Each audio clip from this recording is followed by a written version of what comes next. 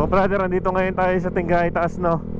At silipin nga natin ang daanan dito, kung ganun pa rin ang mga kalsada dito. Mayroon namang na-repair na kalsada na, o yan, o. Ayos na, o.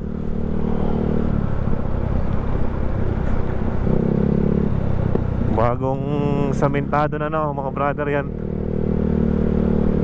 Dito yung as usual na nasisira ang daanan na dito sa parting to, bago bumaba ng zigzag road, no? Yung zigzag road na yan.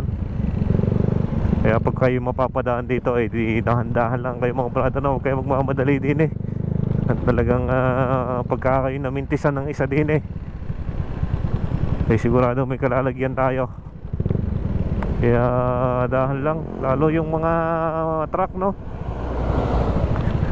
Yung iba naka-primera talaga, para hindi may engine brake siya, no? Naka-primera lang, sapat na yan. Hindi na kayo, yun lang ang kagandahan ng mga manual na manual na mga sasakyan.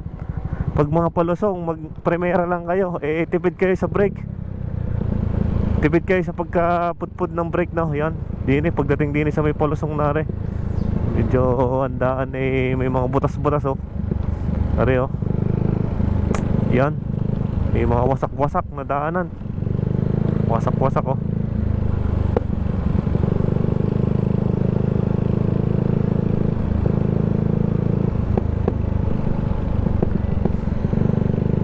May mga halos napisa-pisa na ang mga daanan dito. Magiging na, yung parte ng asfalto, doon nasisira yung mga daanan, no? Yung gitak-gitak na, hati-hati na mga daanan, no?